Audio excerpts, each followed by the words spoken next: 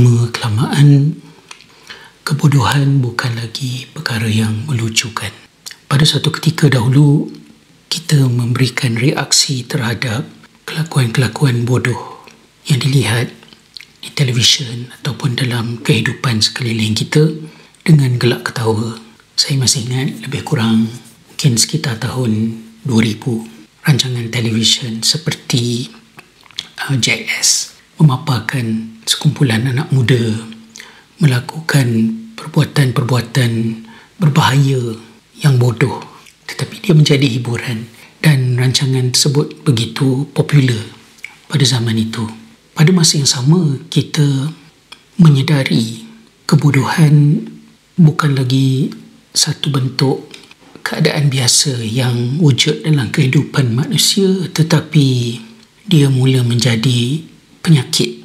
Sekolah sebagai tempat yang sepatutnya anak-anak menerima pendidikan, kita tertumpu pada usaha meramaikan golongan cerdik pandai, walaupun akhirnya standard cerdik pandai kita itu hanya merangkumi sekumpulan kecil daripada pelajar-pelajar yang terhasil di sekolah tersebut.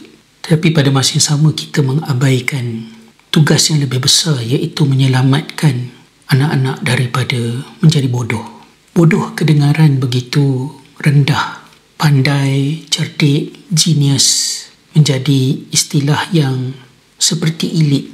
Sedangkan pandai itu adalah ciri asasi manusia. Apabila kita tak pandai, kemanusiaan kita cacat, kerana pandai itu yang membezakan di antara kita dengan binatang. Lama-kelamaan kita tak kisah apabila generasi demi generasi semakin ditimpa dengan penyakit kebodohan. Tapi kita tak berani nak cakap sebab bodoh tu bunyinya macam mencarut, macam menghina. Kita lebih rela membiarkan benda itu terus merebak dan berlaku daripada kita memperkatakannya. Sehinggalah sampai ke realiti tahun 2025 ini, saya tidak pernah membayangkan kebodohan itu sampai ke tahap yang ada pada hari ini, terutamanya apabila kita mengikuti perkembangan politik di Amerika Syarikat di era kedua kepimpinan Presiden Donald Trump. Mungkin kita lebih selesa untuk mentertawakan gelagat Donald Trump, tetapi sekurang-kurangnya bagi individu yang umur macam saya, 50 dan mungkin lebih sikit ke atas, memori kita mengingatkan kita kepada perkembangan isu kebodohan dalam kepimpinan tertinggi negara sebesar Amerika Syarikat itu daripada zaman Ronald Reagan, George Bush Jr. sampailah kepada Donald Trump era pertama dan Donald Trump sekarang. Benda ni bukan benda kecil. Bagaimanakah seseorang yang sebodoh dan sehina Donald Trump pada tingkah laku dan perkataan? Saya tidak sandarkan ia kepada peribadi beliau kerana ia bukan isu Donald Trump secara peribadi. Tetapi tingkah laku, kata-kata Donald Trump itu yang dipilih oleh rakyat, tak kisahlah banyak ke sikit ke, tapi cukup untuk menjadikan dia sekali lagi sebagai presiden pada pusingan yang kedua, menghendaki kita untuk fikir apa sebenarnya yang berlaku di Amerika Syarikat itu hingga membawa kepada apa yang ada sekarang. Kebodohan sudah menjadi perkara normal dan kita bukan hanya bertolak ansur dengan kebodohan, tak kisahlah bodoh asalkan boleh membantu kita mencapai objektif-objektif yang lain.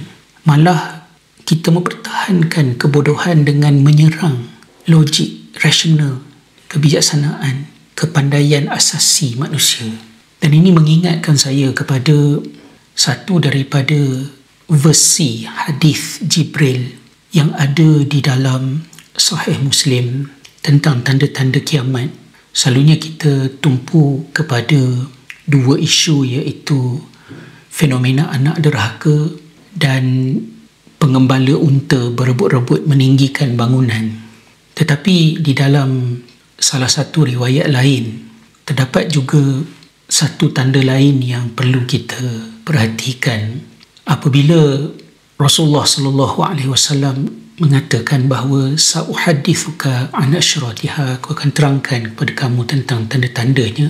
Lalu Nabi sallallahu alaihi wasallam mengatakan bahawa wa idza ra'aital hufatal urata as-summa al-bukma mulukal ard fadhaka min asyratiha. Kat tengah-tengah tu, apabila kamu melihat orang yang berjalan kaki ayam, bertelanjang, pekak dan bodoh menjadi pemimpin di atas muka bumi, maka itu adalah di antara tanda-tandanya.